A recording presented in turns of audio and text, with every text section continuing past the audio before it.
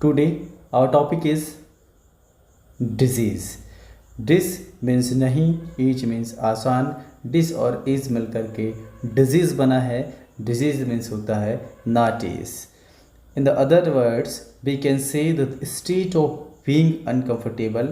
We feel uncomfortable when we suffer from disease. जब हमें disease हो जाता है तो हम uncomfortable feel करते हैं.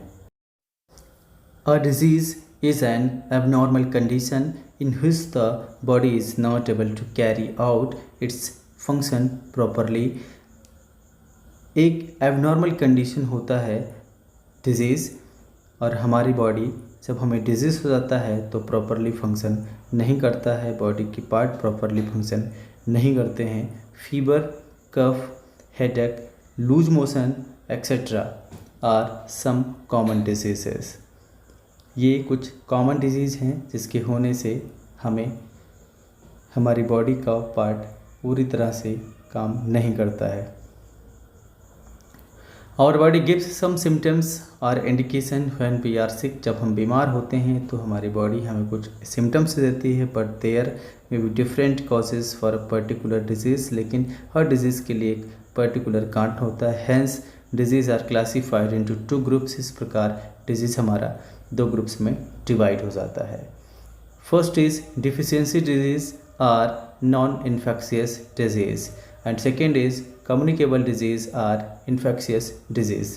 आइए वन बाय वन हम जानते हैं what is deficiency disease and what is communicable disease.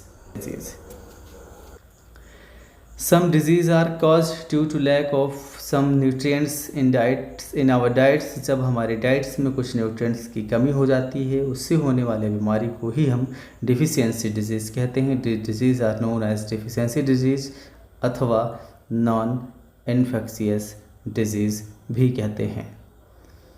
जो बीमारी हमें हमारे डाइट्स में न्यूट्रिएंट्स की कमी यानी न्यूट्रिएंट्स की कमी के कारण होता है, ऐसे ही बीमारी को हम डिफिशियंसी डिजीज़ कहते हैं.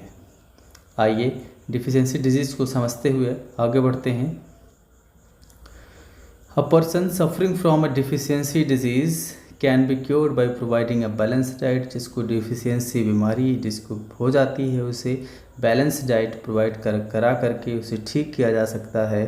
This disease do not spread from one person to another. यह बीमारी एक व्यक्ति से दूसरे व्यक्ति में नहीं फैलता है. So they are called non communicable disease. इसके कुछ एग्जांपल्स आपके सामने हैं. Night blindness, beri, scurvy, anaemia, goitre and rickets are some examples of deficiency disease. Deficiency disease हमें कौन से न्यूट्रिएंट्स एंड विटामिन्स की कमी के कारण होता है, इसको हम आपको सेपरेट वीडियो लेक्चर में बताएंगे. आइए समझते हैं. Communicable disease are infectious disease. Some diseases spread from one person to another by very tiny organism called microbes or germs. कुछ बीमारी एक व्यक्ति से दूसरे व्यक्ति में बहुत ही छोटे ऑर्गेनिज्म के कारण पहुंचते हैं, जिसे हम माइक्रोब्स अथवा जर्म्स कहते हैं. ये इतने छोटे होते हैं जिन्हें हम माइक्रोस्कोप से ही देख सकते हैं.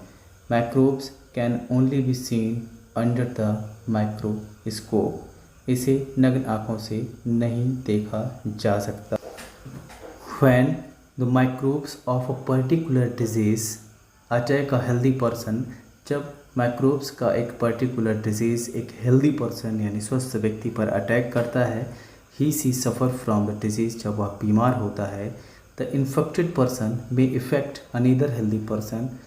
एक इन्फेक्टेड व्यक्ति दूसरे हेल्दी पर्सन को इन्फेक्टेड कर सकता है and in this way the disease spread.